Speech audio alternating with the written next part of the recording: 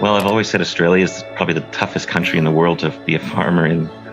There's farmers out there that struggle mentally and physically with droughts. What I didn't realise before this happened was you can't just walk away. It is hard for a lot of people to take anything, even when they are at their worst time of their life and they've lost everything. And there seems to be a lot more bad years happening lately. There's not much support through government.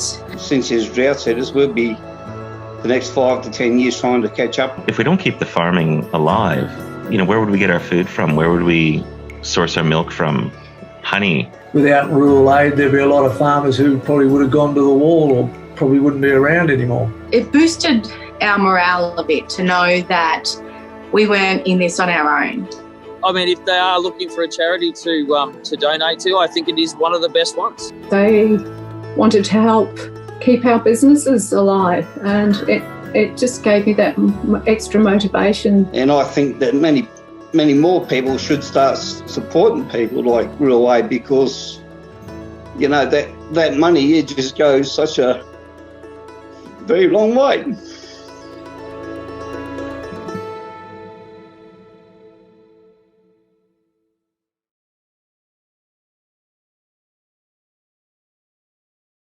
How do I check my skin? What am I looking for? And what do I do if I see a spot on my skin that I'm worried about? It's really important to check your skin and be aware of what's on your skin. You're the best judge, so you know what's on it and what's new or changing or different. We tell people to check their skin at the change of every season, so about 4 times a year. And make sure you do it systematically. So start at the places you can see, and maybe ask a friend or someone at home to check your back, places you can't see. You're looking for things that stand out, that are different to their neighbours, that are growing or changing with time. And sometimes skin cancers will be tender or they'll be bleeding, but not always. So if there's something strange on your skin, make sure you go to your doctor and get it checked.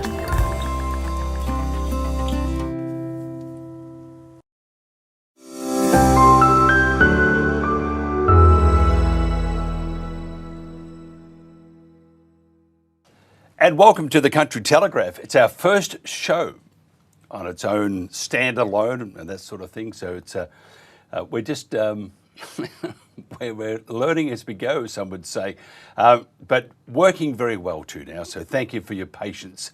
Got a great lineup. We're going to be talking about the Middle East and the oil supplies, how it will affect those on the land. But first of all, just having a quick look at what's happening with the news around Australia. And Matt Canavan has become the first senator to lead the federal Nationals after defeating Bridget McKenzie and Kevin Hogan following David Littleproud's emotional and shock resignation yesterday. The conflict in the Middle East has hit home for WA's agricultural industry as diesel prices skyrocket and farmers begin stockpiling supplies amid of a fear of fuel shortages ahead of the seeding season. Also, the diesel supply squeeze is threatening to delay mustering and shearing at Mount Eba Station, one of South Australia's largest pastoral properties. And Tas Farmers, while on the subject of oil and fuel, has warned without fuel, there is no food, calling on governments to guarantee diesel supplies for agriculture and freight as global tensions push fuel prices sharply higher. And finally, Australia's cotton industry will come together on the Gold Coast this year for its flagship event for the 2026 Australian Cotton Conference. Next up, we'll have Rex.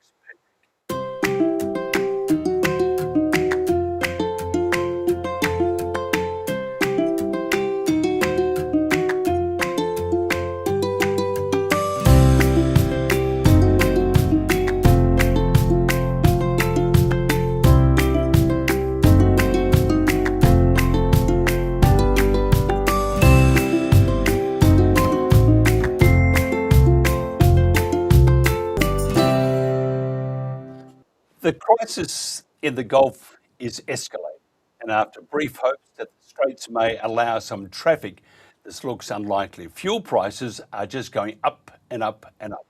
And there are serious concerns about the availability of diesel, which runs everything from farm production to food distribution. Of course, it's not the only fuel that is a problem.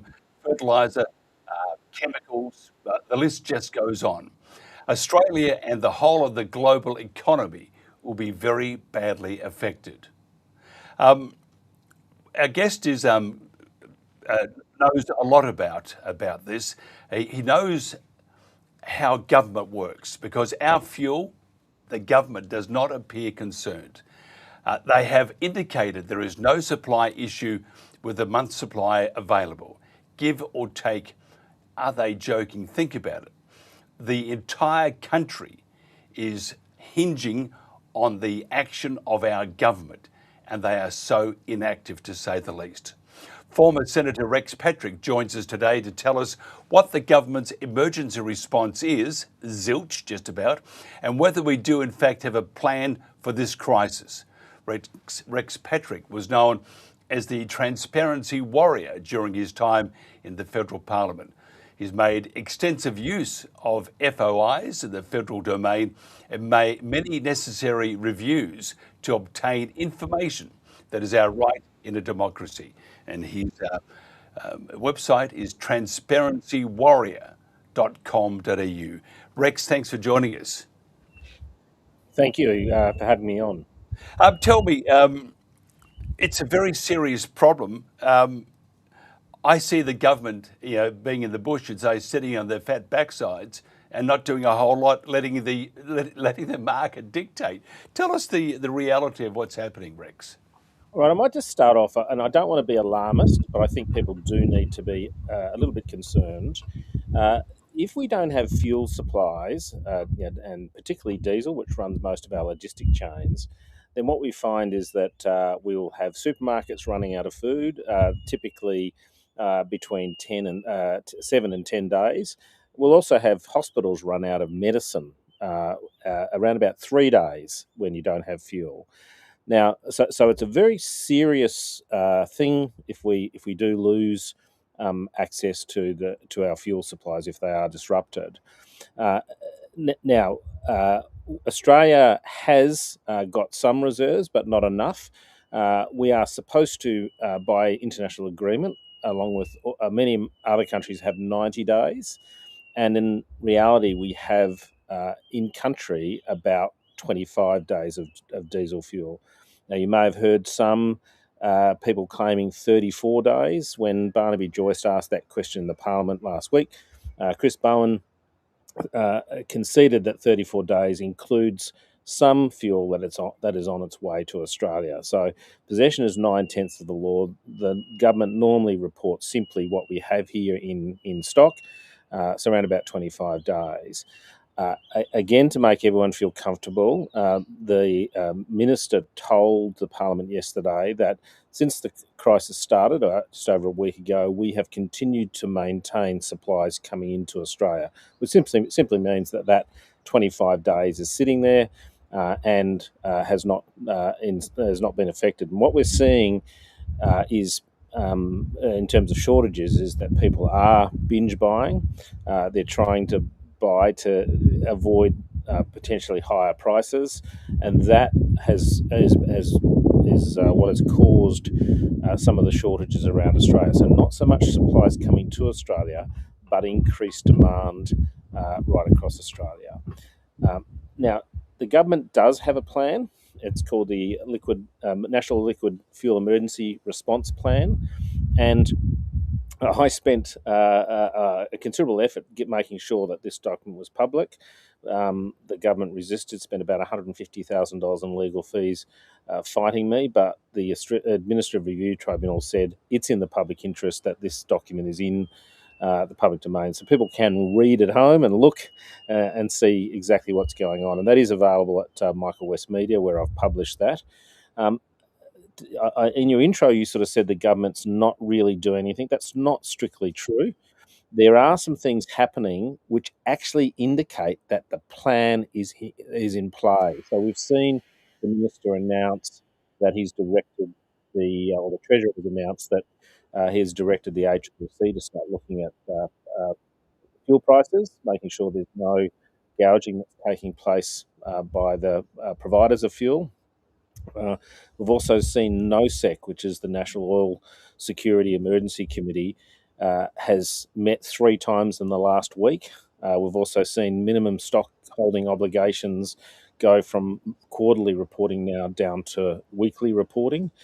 And the government has started calming messages. And that's what you're seeing when the government looks like it's doing nothing. It's actually trying to calm the public down.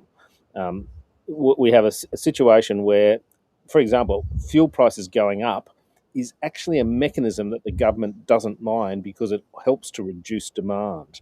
We'll see some people looking at that price and saying, well, I'm not going to go on that long weekend. Maybe I'll start carpooling, all of those sorts of things. So, look, the plan is in play. The government is doing something, just not really being open about what it's doing. Tell me, if the crisis continues, like it might, because what's coming out of the Middle East is that Iran is plonking, they've got like 2,000 to 6,000 mines.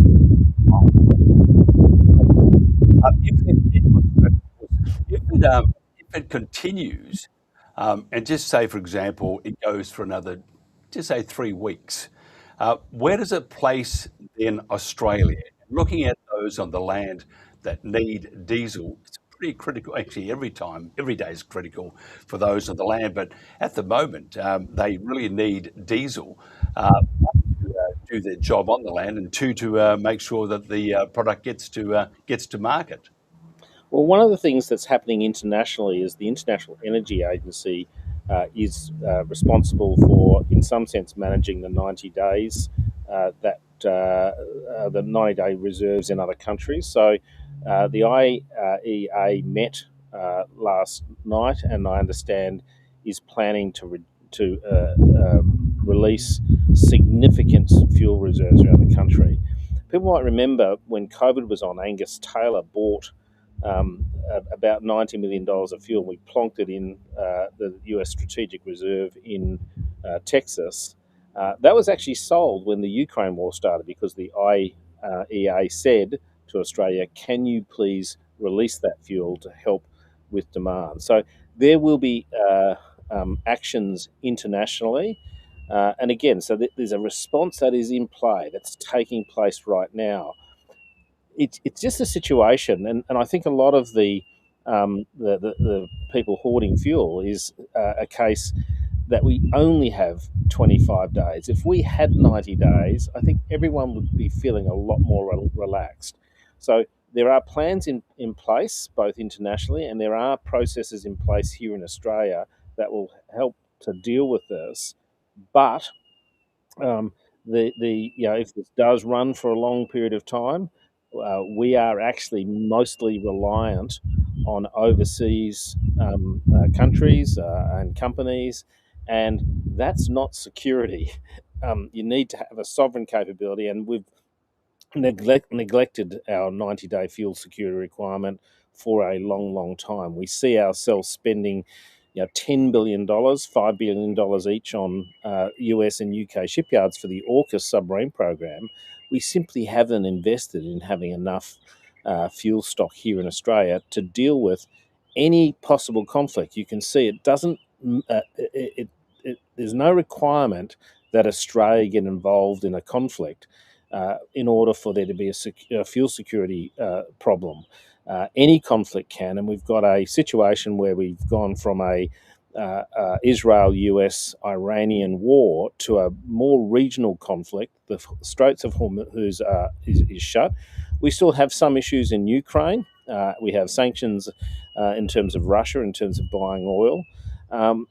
We really don't want anything else to happen, and as this conflict goes on for longer, there will be sort of longer concerns or more concern because we can only release that 90-day fuel reserves around the globe on really one occasion. And I can see also the if it keeps going and fuel becomes a little more scarce, you've got to feel for the guy on the land because they need fuel. What does the government do if the guy says, I need to fill up, and the supplier says, nothing left? What does the government do to alleviate that? What that leads to is a food supply problem, and it does threaten that very much. How do we get around that? Okay, so as fuel starts to become short in some places, actually state governments can act first, and should properly act first. And then only when there is a national shortage does the government have the power to step in. And at that point, they really can take control. They can start controlling who gets the fuel: defence, police, emergency services, hospitals, and then we walk our way back through to make sure that we do have food supply chains, medical supply chains, and so forth. We're a bit away from that, and hopefully we will continue to have reliable fuel coming to our shores. But again, we have been neglectful in our efforts to deal with fuel security over successive governments. I don't blame Labor. I don't blame the coalition. Both of those major parties have ignored this problem for a considerable period of time. Yeah, I would thoroughly agree. Where do you in a gut feel, because you know this pretty well, you know how politics work, and you know enough to a little more than the average Aussie. Where do you see it heading? Yeah, look, I've seen over the last couple of days, it started last week, Barnaby Joyce asked a question, so too did Jackie Lambie and One Nation. So it started actually with the independent smaller parties, and then the major party, the Liberal Party of the coalition, have caught on, and they're now asking questions. Yesterday, there was a debate in the Senate. So basically what's happened is that the issue has risen to a point where the Parliament is now talking about it. And again, that's, politics is about pressure. It's about making sure that the government's open, transparent in relation to the response that it has. Again, we really just have to hope that we can continue to maintain supplies. Not all of our fuel comes from the Middle East, and that's a good thing. But again, to just add a caution, there have been some people saying, well, we get our fuel from Singapore, from Korea, and from Japan. Note to people, they get their fuel from, or at least some of it, from the Middle East. So we are in a period where we need to be cautious, and the plan, I am absolutely quite convinced of making the call. It has been enacted because we can see some of the things that are being done are in accordance with the plan. They just haven't told anyone formally that that's the case. Look, we might. The next thing we might see is some messaging, further messaging coming from the government, talking about things like carpooling, odds and even license plates, or fuel caps. And I just hope when that happens that there's flexibility.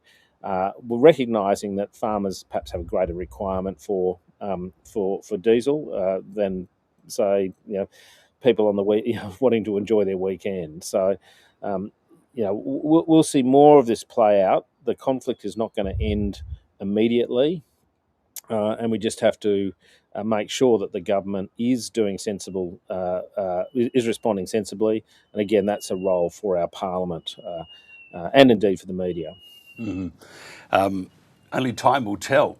I don't feel great. I probably need a whiskey later on to get those brain cells working. But whatever happens, we are reliant on the government, and we do understand that those on the land do need fuel. Otherwise, we have yet another headache to worry about. Rex, if somebody wants to find out more about you, how do they do that?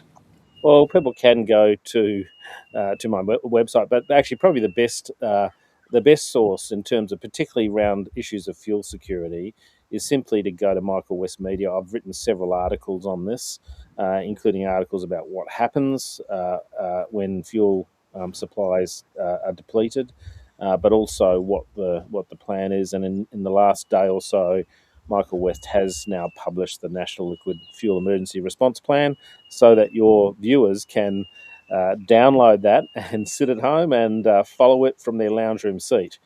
So again, one of my roles, I see one of the critical roles that I have is to try and get government information out to people, because government's always shy about communicating. I never really understand why, but the information is available on Michael West Media.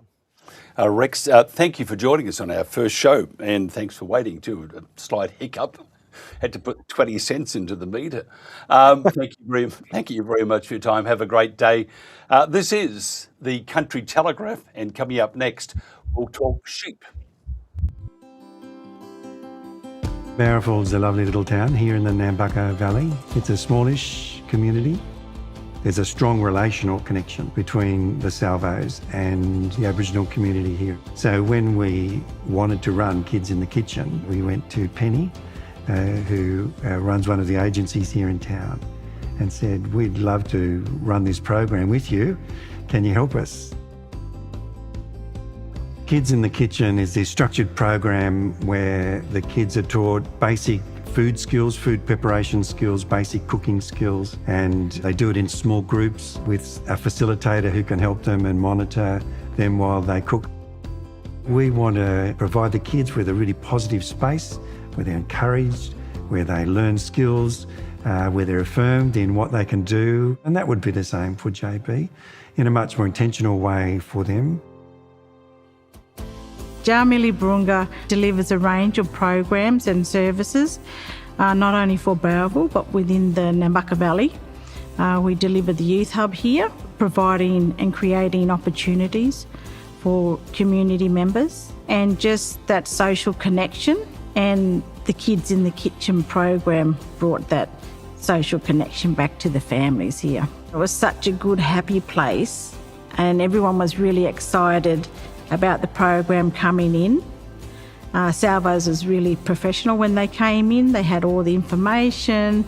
The parents were happy with the little kits the kids got, but it also gave all the participants an opportunity to learn some life skills.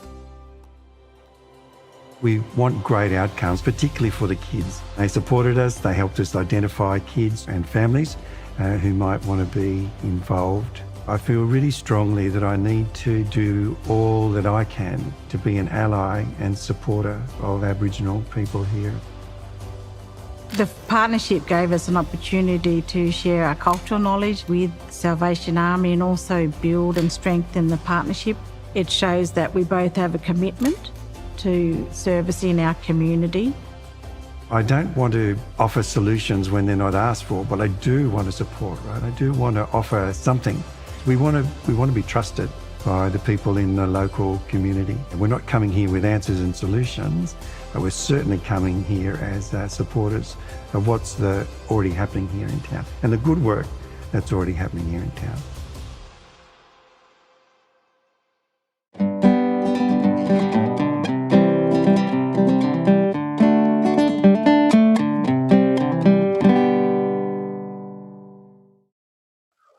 And welcome back to the Country Telegraph. There's been much disquiet in Victoria about the fast racking and fast tracking of huge renewable energy projects and its impact on rural communities and the environment. The need to construct transmission towers on private land has understandably raised an outcry. With no ability to reach a compromise with landowners, the Vic government recently passed new compulsory land acquisition amendments. This means transmission companies can acquire private land for renewable energy projects before an environmental effects statement is completed, which, if you think about it, is terrible. Farmers Fight Back chairman and Manu farmer Ben Duxon, who had been vocal about the transmission line project, was one of many who had blocked access to transmission workers wanting to enter his property. Duxon is a proprietor. Ben Duxon, is a proprietor of Glendmar Multi-Purpose Merinos. He is the fifth generation of his family to breed merinos at Manu in Victoria's Wimmera region. Ben, thanks for joining me. How serious is the issue? Yeah, it doesn't look good. We've been in this fight for over 3 years now, Mike, and basically the laws keep getting changed as we keep pushing back. So we'd take it as a backhanded compliment that they've got to keep changing the laws for us, but it just means that we certainly won't stand down. And as you said, I mean, how can they possibly actually compulsory acquire an easement before they've done the EES? They've obviously got their line, and the EES doesn't even matter. So getting right off track of where they need to go and how they need to go about this. It's really unravelling this energy plan that they're doing, and we're just here to hold our end up and make sure that we stand up for every energy consumer in Australia. We know that this project is not in the right place or the right time, and seriously can't work. So it's always been a hard no from us, and we need to get back and get an energy policy that's going to last us 100, 200 years when we're in an energy-rich country as well. And it's not cutting swathes through farming land is not the answer. What does the legislation do to you just personally? How does it affect your land? Yeah, so it's coming through our land to the south of us, but it's also just to the north and the east of us, about 700 metres. And anyone in the regions would know that that's where fires start. So a 700 metre from the north to the west, that's where it's going to start. So I've got no chance to defend my farm if a fire does start. That's number one.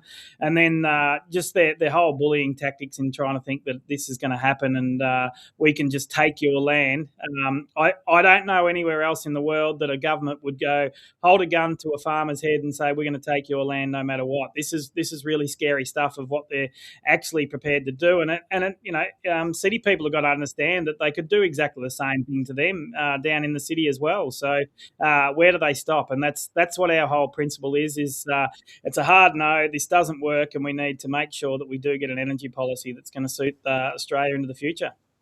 What was the attitude of the Vic government towards not only yourself but to the rest of the rural community? Quite contempt, actually.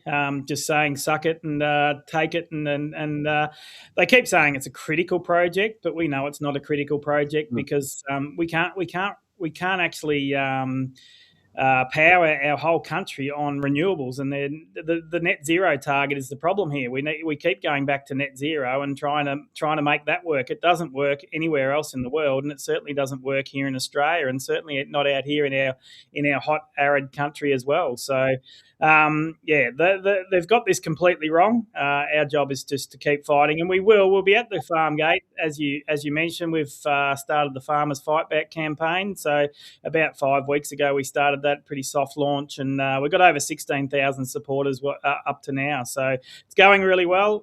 People are incensed that actually the government can try and do this to farmers. There's a lot of support in the cities for the farmers out there. So what happens? They decide to plonk some large towers on your land. You're at the gate. Do you say come in, or do you? Because you will be arrested, won't you? Yeah, no, they're talking fines, and they've got authorised agents coming out. So I don't even know who authorised agent is. I don't know who it'll be.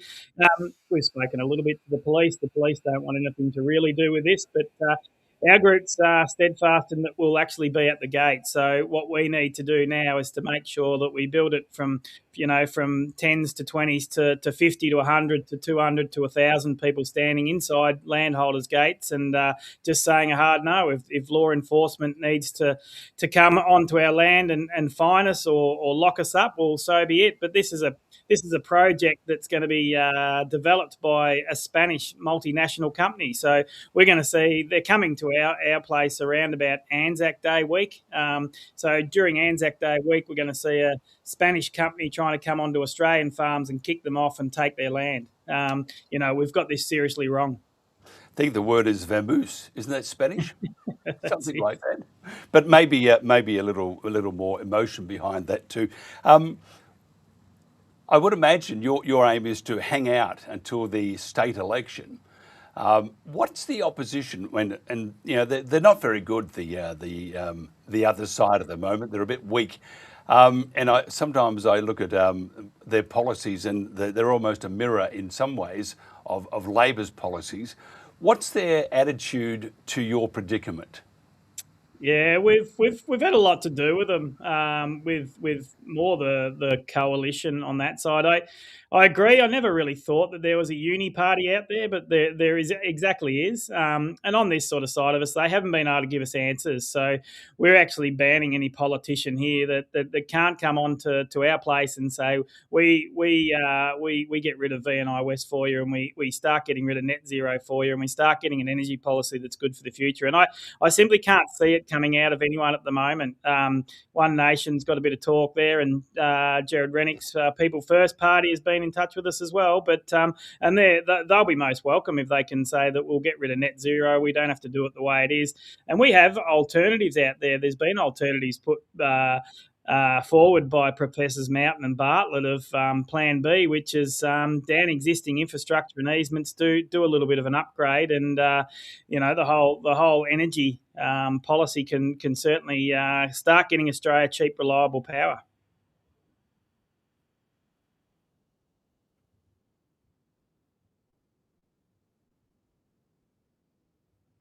Yeah, 100%. Yeah. No, they're talking 40%. I think banks are putting at it. So 40% of where the line goes through, which is quite significant. But then the productivity decreases you get. They own the easement. We're hearing more and more that there's chances that, big machinery, and the machinery is only getting bigger out there, and technology is only getting better with drones and light aircrafts and autonomous vehicles and all that sort of stuff. So apart from the fire risk out there, apart from the fact that this is going to cost billions and billions of dollars, and we're talking V&I West, it's gone from a $3.4 billion project to an $11.7 billion project without even being started. They can't really afford to do this as well. So, it's going to have a huge impact. And not only that, is that the res zones that they're putting out here, and our area was really strong against this, and they got us to map computers and put in submissions of where they are.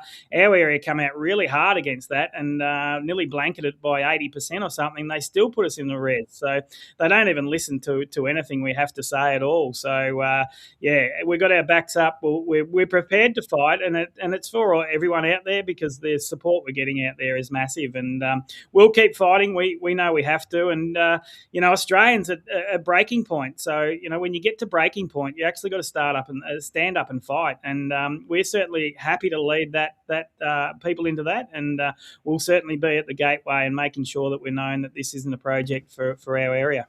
And to top it all off, besides government coming in and stealing your land, to top it all off, you may not have any fuel. What's the I mean, heaven help if there's a fire. Oops, we can't put that one out. But what about just for example, you? How does it impact you? We're waiting for a fuel delivery at the moment, Mike. So our suppliers said that he'll get here at some stage. So filled everything up today. The tanks are empty, but we're still waiting, and I can't see him come in the gate yet. But we're actually not really big croppers ourselves. We're more sheep farmers, but it really has to be questioned of how government actually do protect Australia's food security out there now. So this is critical. This is coming into the 2 weeks when certainly most of the winter cereals and oil seeds and pulses are going to be planted. So if they don't get in on time, it does seriously affect yield out there, and we'll be in a fair bit of trouble if this goes on for a lot longer. I'm just wondering if your neighbours have decided to hijack the truck. I mean, your neighbours wouldn't do that to you, would they? No, I don't think so. But I did hear, and it's probably been on mainstream telly, of some people going down to the fuel station and trying to fill wheelie bins up of fuel. So that's safe, isn't it?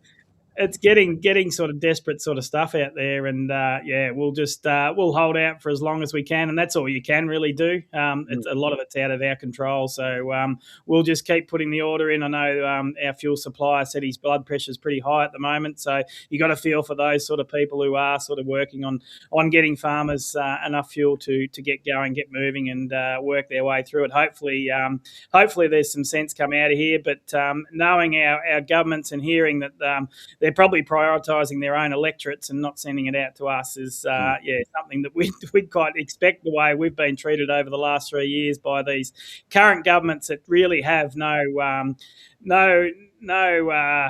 no idea of where their food comes from, and how sustainable we are and how good we are at producing it. So we'll certainly it'd be an interesting month coming up anyway, Mike.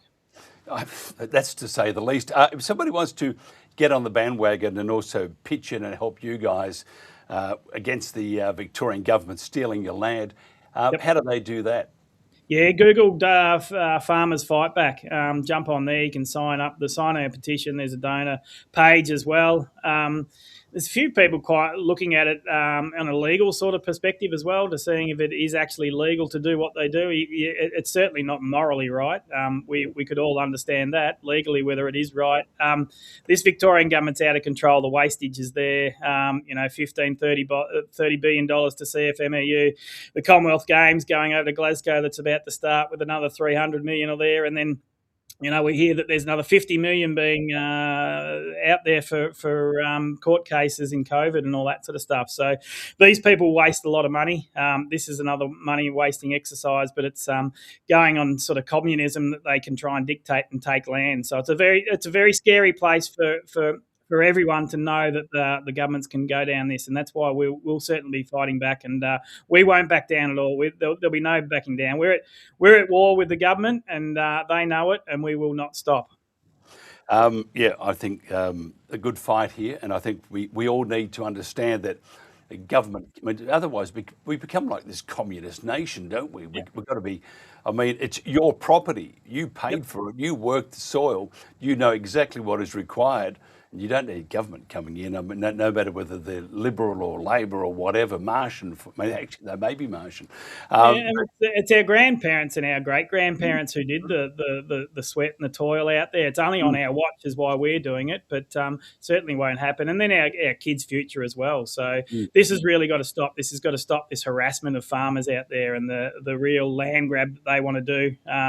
You hear a lot of conspiracy theories, but a lot of them are coming true in that sort of way. And what they're trying to do to us is certainly something that won't end well for Australia. You'll find that a lot of people will go hungry, naked and cold, and not have the ability to defend themselves or their country, and that's a really scary place to be. So keep pushing those lines, and that's what our government's going to take us. So every voter out there needs to make sure that they're well informed of what's happening here in Australia, and make sure they make right decisions at the next elections, wherever that may be.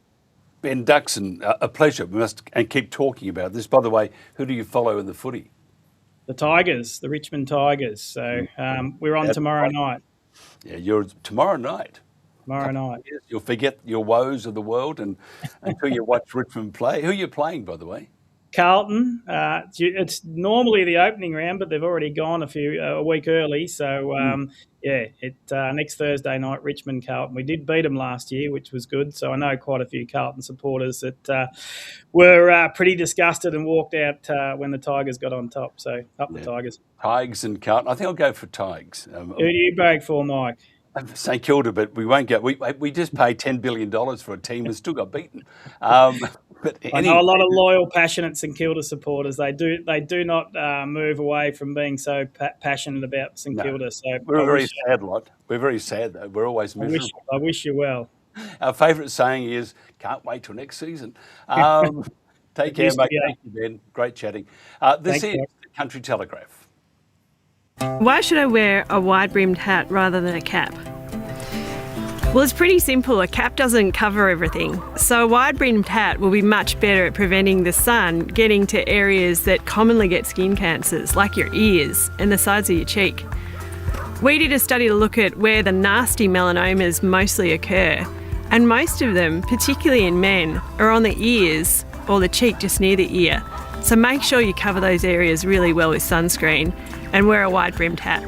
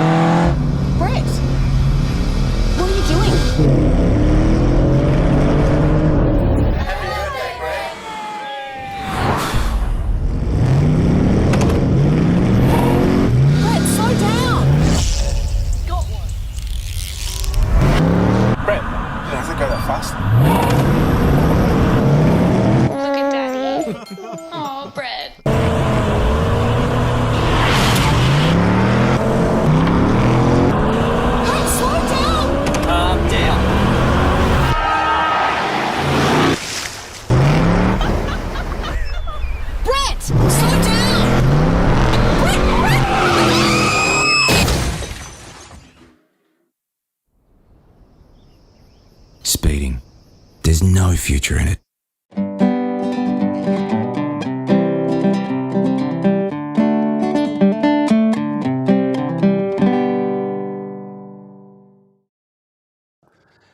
And welcome back to the Country Telegraph. Nice to have your company on this sort of like midday here, or 10 to 1 here, 10 to 1 in Victoria and New South Wales. Now, Trevor Holt is a publisher of a new publication called the Australian Advocate, and we're here to talk about that today. As an entrepreneur, Trevor is involved in several business ventures, ranging through farming and agriculture, counselling and mental health, empowerment and advocacy services. Now, Trevor uses his diverse business experience to empower, inspire, motivate and create good, positive outcomes to those around him.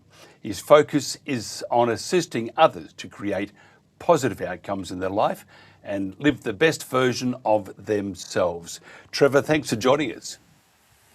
Yeah, Mike, thanks for having me. A long time no see. I want to ask you about those pesky ants. We'll keep this about your publication. Tell us about it. Tell us what it's all about.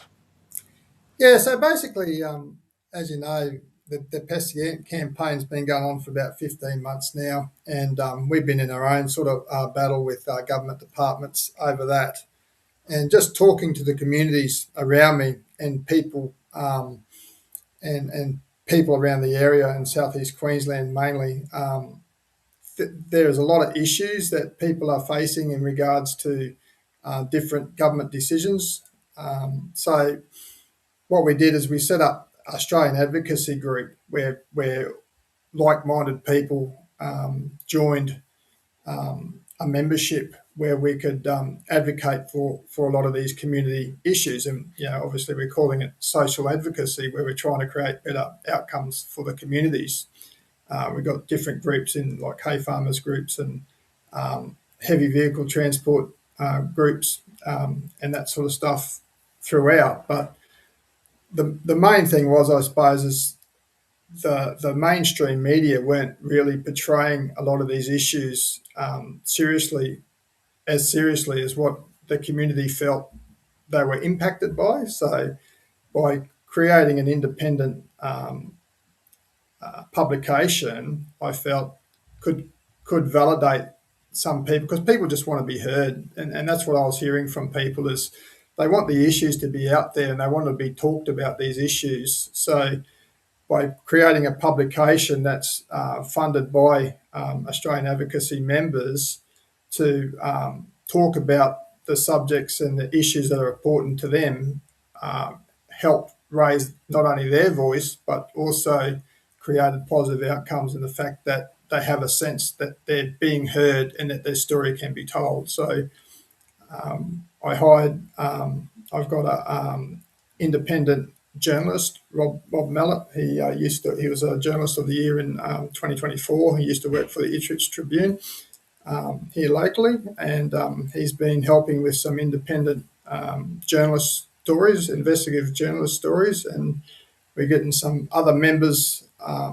Dr. Don Want has been providing some articles, and other professionals have been providing some articles on different issues that we can use to create content in the monthly publication. And so far we've done 4.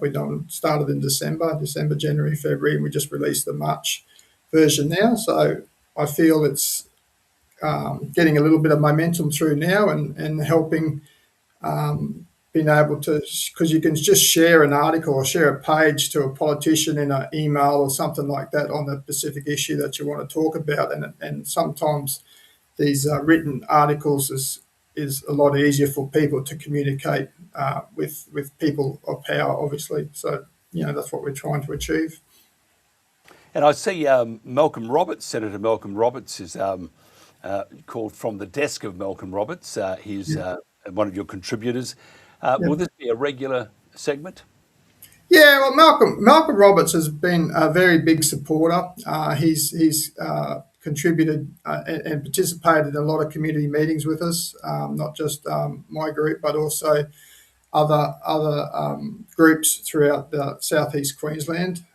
He actually, him and A lot of One Nation supporters have attended a few of my mentions at court. I was arrested for obstructing police on a raid on my farming endeavour, probably similar to what's probably going to happen to your sheep farmer there when he tries to obstruct them. So obviously, I align very much with Malcolm Roberts when he says that fundamental human rights, private property rights, and individual choice are important, and they're the issues, and that's what I'm basing mine on. So I mightn't agree with everything you agree with, Mike, but I value them values, and your choice is your choice, and my choice is my choice, and we don't have to agree on everything, but if we can just agree on respecting each other's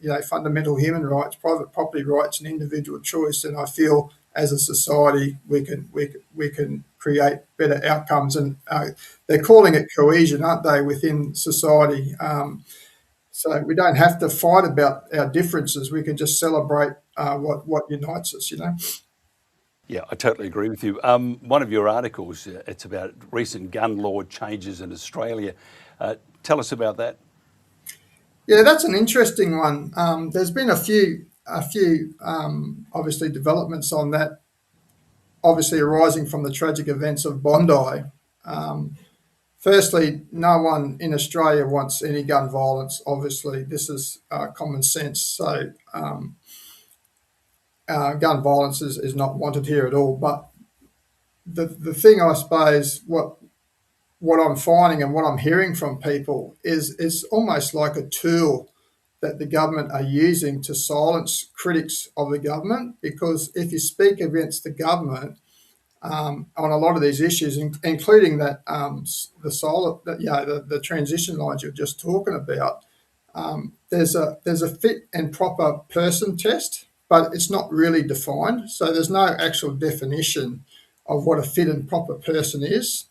And the interesting thing about this is the people that are making the decision about what a fit and proper person is when it comes to gun licensing haven't passed the fit and proper test themselves. They're just bureaucrats that generally are lifetime politicians. So it's quite interesting, I find, that when I talk to people, especially farmers with firearms licenses that use it as part of their property management, so they need it, it's a tool that they need to do it, are very fearful of speaking out on issues, for example, like the transition lines or like the fire ant campaign or other issues that we're all facing, in fear of losing their gun license, because a lot of people really do value the ability to be able to shoot feral pests and manage their property, but also as a lifestyle, recreational endeavour for their children, to teach them to hunt and that too. So a lot of these people that are passionate about shooting aren't speaking out based on the fear of, if they do, the government can take their licence and their lifestyle off them. So I find that very concerning in itself, because a free democratic nation should have the ability to criticise government decisions without fear of repercussions. You know what I mean? So I feel the way that these gun laws have been amended, or the way that they've been used, is more as a control mechanism on criticism of the government, rather than actually legitimately trying to keep Australians safe. Because fit and proper people, that's what we want, but I feel that needs to be defined. Like, just because you want to protect your property from transition lines and some Spanish corporation putting an easement through there and towers on it, doesn't mean you're not fit and proper person. It just means you disagree with that specific policy on your own private property. But they could frame that as saying, "Oh, you're anti-government, or you're a conspiracy theorist, or whatever," and you've got no reprise. There's no judicial procedure for that. So it is quite concerning, a lot of these issues. Could you tell me, if somebody wants to find out and be part of what you're doing, how they do that? And because you're online, so do you have a a new issue coming out, or do you just add new issues as you move along? Yeah, so every month we're trying to get it. We're trying to get it in by the second week of every month. We're trying to do a new publication, and that's what we were going to release it on the first Friday of each month. But then over the Christmas period, we thought that it's probably best to do it in the middle of the month. So we're doing monthly publications. We're obviously looking for people to advertise. There's advertising opportunities in that publication, which will help create the sustainability of the publication. So obviously looking for that, but also members of Australian Advocacy Group. It's, it's sort of $50 a year to become a member of the group, and we can network up with all these other groups. So that helps fund it as well. The website's AAG for Australian Advocacy Group, aagpilot.com, and that's where you can find more information. You can reach out for me there, and if you want to support the publication or other endeavours, we've got other endeavours like organic certification programs and other things that help create communities around Australia. It is Australia, right? I know a lot of my work at the moment's in southeast Queensland, but we have done a lot of work on some of the fishery problems over in WA and a lot of other problems throughout other parts of Australia as well. So feel free to reach out and assist it if you want. I was going to say, you're so busy, you're like a guy with ants in your pants, but we can't talk about that. Yeah, you can't talk about the ants, yeah. Keep that for another day, because it truly is a, I'll keep my mouth zipped here, but it's not good. Trevor Hold, always a pleasure. Thank you so much. We'll do this more regularly. We'll get back to you on your publication, because we'd like to help in some way if we can help make you a success. So thanks very much, Mike. Thank you for your time. Always appreciate it. This is the Country Telegraph. Coming up next, we'll talk about some magnificent things called cheese. It's not my mum who is the old cheese. This is actually cheese. Did you know they plan to build over 3,000 wind turbines on Queensland's Great Dividing Range? Over 3,700 kilometres of new haulage roads will carve through old growth forest. Destroying forests for industrial renewables makes no sense. It doesn't have to be this way. The intact biodiverse ranges of Queensland are no place for renewables. Take 2 minutes to learn the truth about the destruction they cause. Go to rainforestreserves.org.au.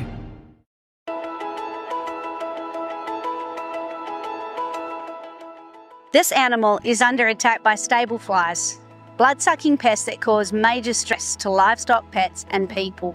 They bite, irritate and disrupt feeding and rest. That means weight loss, poor health and even less milk production in breeding and dairy herds. So what causes an infestation? From late spring through to autumn, Perth's sandy soils, warm weather and organic waste create the perfect breeding ground for stable flies. And here's the catch. After emerging, adult flies quickly move on if there isn't a steady supply of animals for their blood meals. They spread to neighbouring properties. They bite animals and they even bite humans.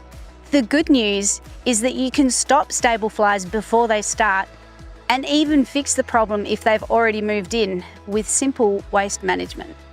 Check moist, decaying organic waste. That's where they lay their eggs. The fix is simple. Turn off irrigation, remove organic waste like fruit and veggie waste, grass clippings, manure, waste feed and old hay at least once a week. Bury it at least 1 metre deep or mulch it and leave it in the sun to dry. If you find larvae, use approved pesticides. Good hygiene and regular cleanups make a big difference. Visit our website for more tips and advice to help you get ahead of the problem. Let's look after our neighbourhood. By tackling stable flies together, we can keep our animals, homes and communities healthy and happy.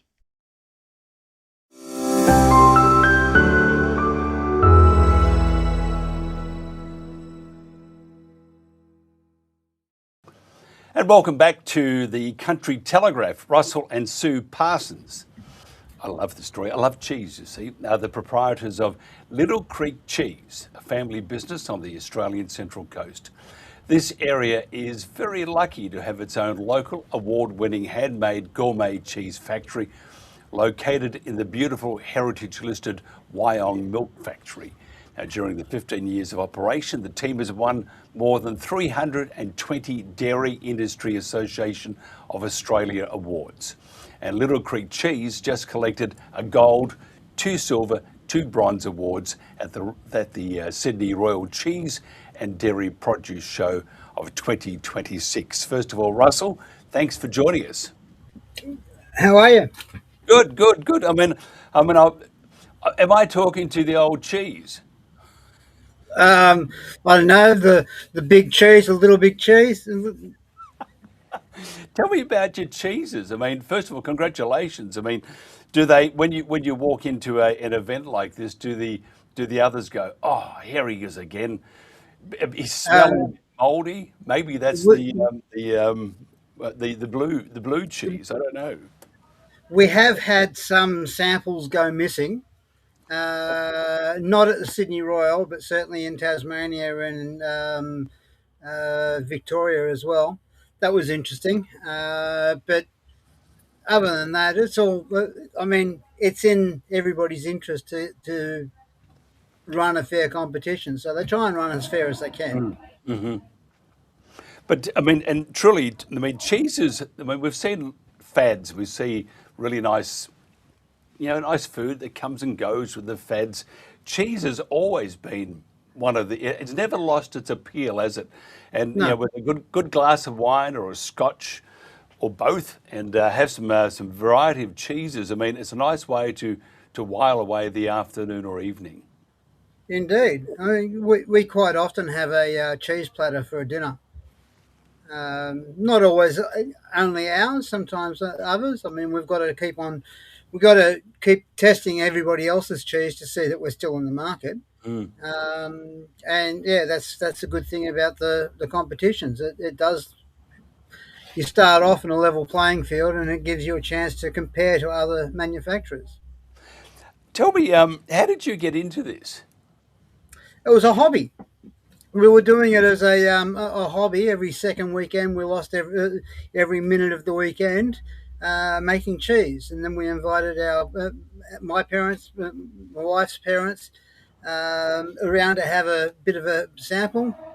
And you know what it's like when you make something and I'll try this barbecue sauce. We just made it, and everyone goes, "Oh yeah, it's wonderful." And you can see people are tipping it out of they don't like it, but they're not going to tell you they don't like it. And so we sat down to a cheese board and didn't tell them it was us. And eventually they started asking whose cheese was it. I don't know. You seem to have gone offline.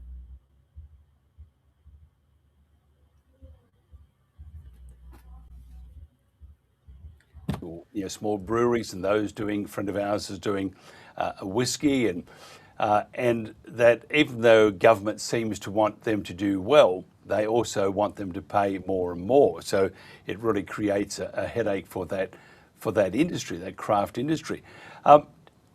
What's the support like from government towards your industry? Are they behind you, or do you find there are some regulations that just make it a bit more difficult? Everybody has a regulation they don't like.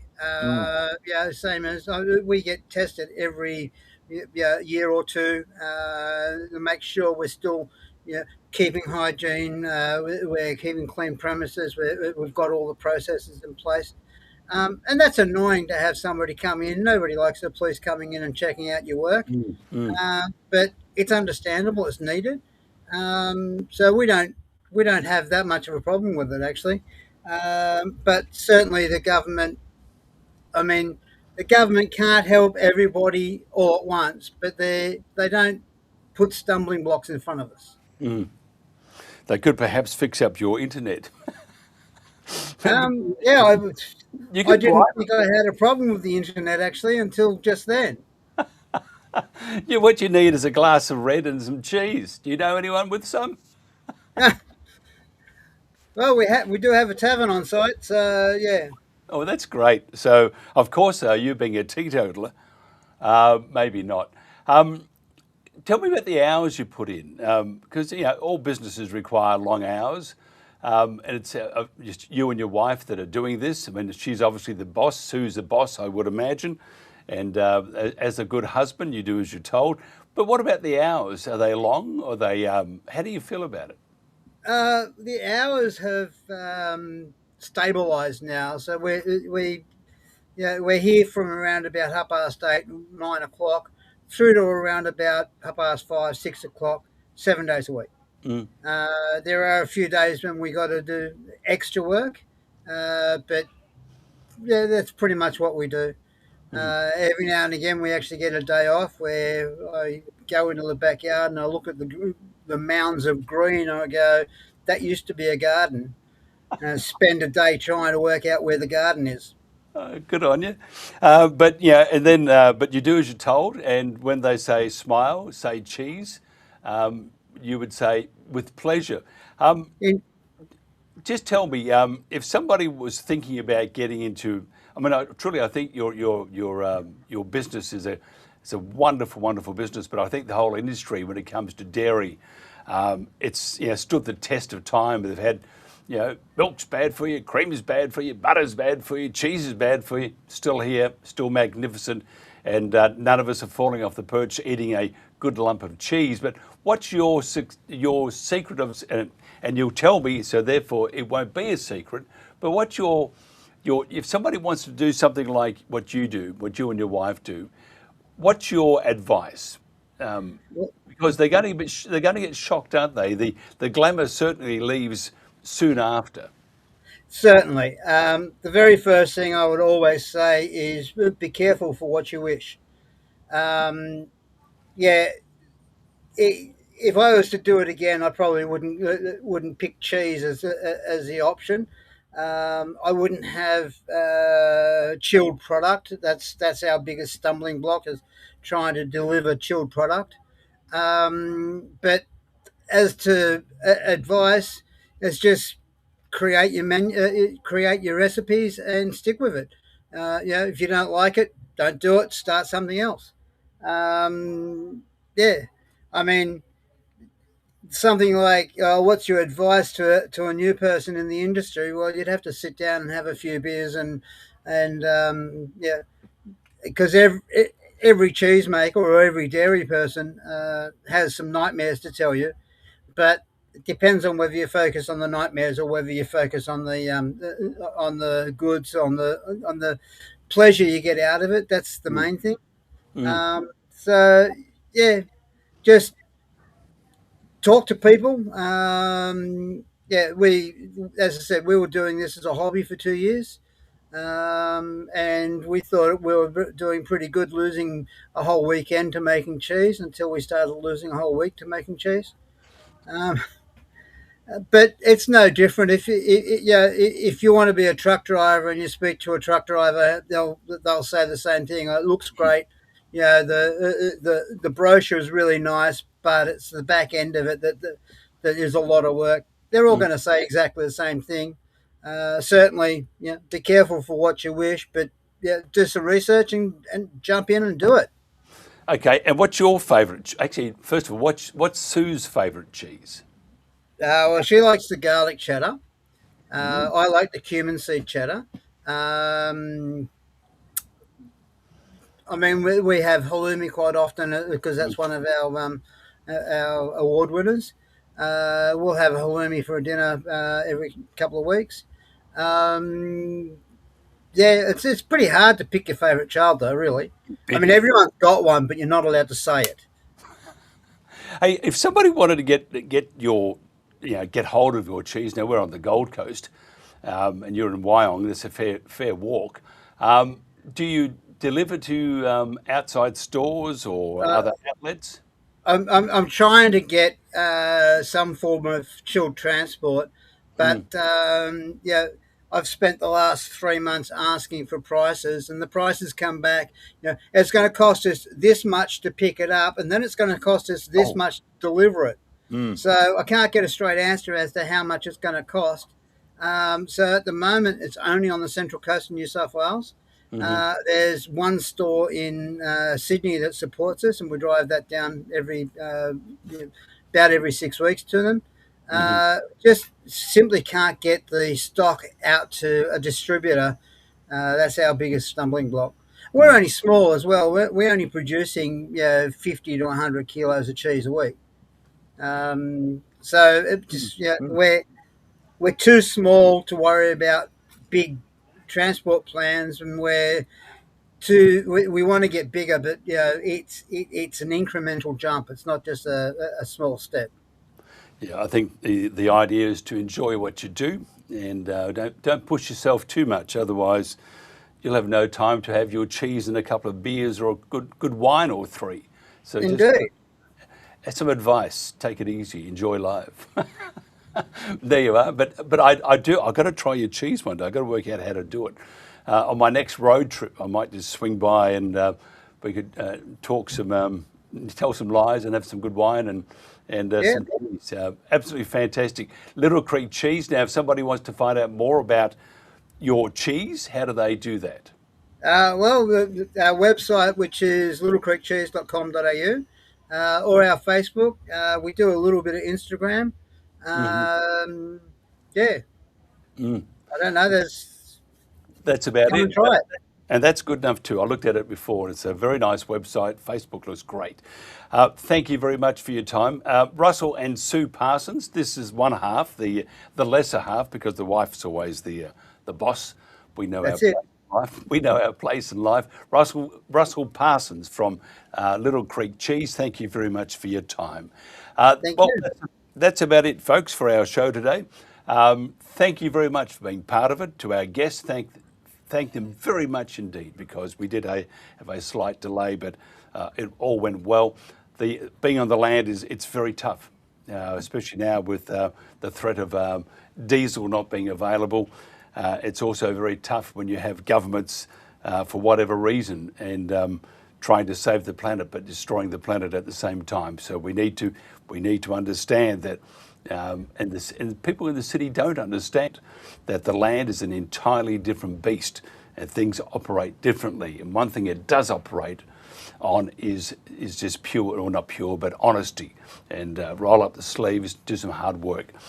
That's what it's all about. Thank you again. This has been the Country Telegraph. We'll catch you again tomorrow at midday right here.